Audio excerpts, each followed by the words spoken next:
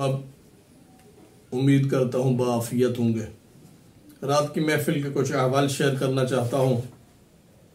रात हमारे इस दोस्त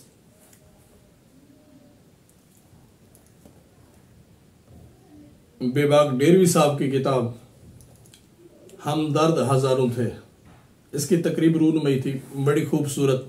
मैं उसको मुबारकबाद देना चाहता हूँ। और इस किताब पर मैंने जो मजमून लिखा है, मैं चाहता हूँ कि मैं अपने दोस्तों का साथ वो शेयर करूँ। किताब का नाम है हमदर्द हजारों थे। शायर बेबाक डेरवी साहब। बेबाक डेरवी एक मुतहर्रिक शायर हैं और बहुत खूबसूरत मेहनती इंसान है। उनका एक शेर है, हमारा ज़ब्त ऐसा है समंदर डाल दो इसमें। हमारा ज़ब्त ऐसा है समंदर डाल दो इसमें। हमारी आंख पी जाए छलकना आज मुश्किल है। मज़ाह गम की कूख से निकलता है और गम खुशी से ही पैदा होता है। खुशी अपने भरपूर पन में भी चश्म नम रखती है। चश्म नम ही इंसान में एहसास की किरणों को ईंधन मुहैया करके मुनव्वर करती है। एहसास का रोशन होना ही इंसानियत की बका गर्दाना जाता है। बंदा आदमी से जब इंसानियत के सफर पर निकलता है तो महसूसात की दुनिया में अपने जहन की इर्तकाई सरहदों की हिफाजत के लिए इजहार का दामन थाम लेता है। ज़ब्ते दस्त दामन ही कदे एहसास से आदम की पैमाइश करता है। खुशी और गम बहन भाई मानने वालों ने नोहा और गजल में हद मुकर्रर करते हुए दीवारें चीन बनाने की नाकिस हिकमत अमली से खुद को बंद कर दिया है।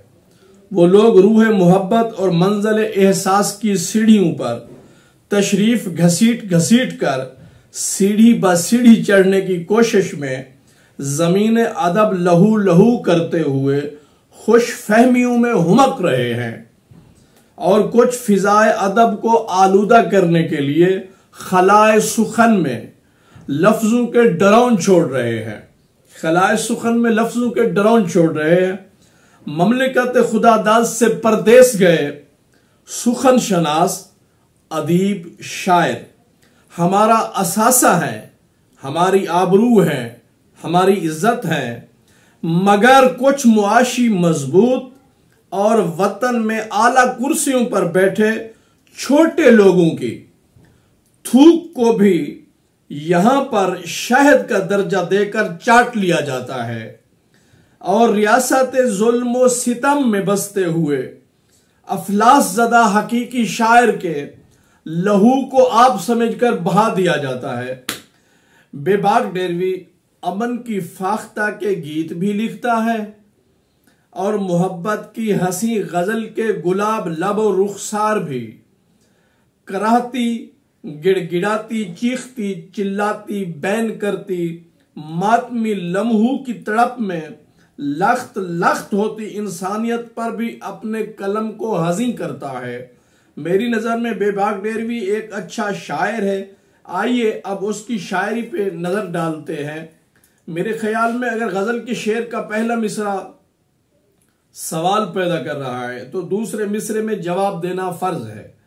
पहला मिसरा अगर तिशनगी ज़ाहिर करता है तो दूसरा आब लाता है।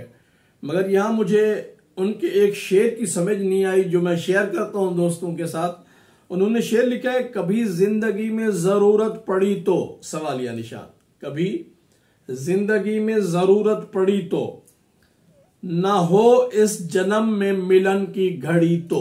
ये उनका शेर मुकम्मल है और उस पर मैंने थोड़ी सी जिसारत की है। वो मेरा भाई है, मैंने उस पर हुज्जत की है, जिसारत की है, मैंने उसे लिखा है। देखिए, मेरी जाने जाना बुलाऊंगा तुझको, मेरी जाने जाना बुलाऊंगा तुझको अगर जिंदगी में जरूरत पड़ी तो। दूसरा मैंने आगे भी थोड़ी सी लिखा है, मैं अगले जन्म में तुम्हारी रहूंगी, मैं अगले जन्म में तुम्हारी रहूंगी, न हो इस जन्म में मिलन की घड़ी तो। अब दो शेर उसके मैं सुनाना चाहता हूं आपको।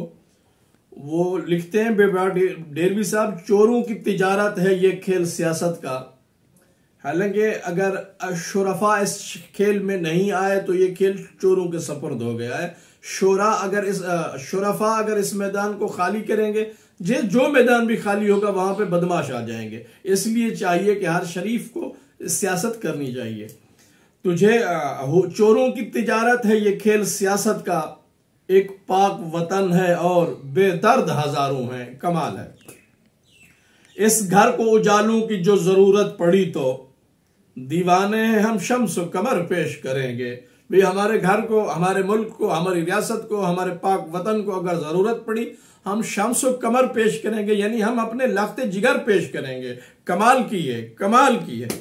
आखिरी शेर सुनाना चाहता हूं उनका, हुस्न वालों से कहो हमने इजाजत बख्शी। वाह, हुस्न वालों से कहो हमने इजाजत बख्शी, बिजलियां अहले मोहब्बत पे गिराएं जाएं। मेहरबानी।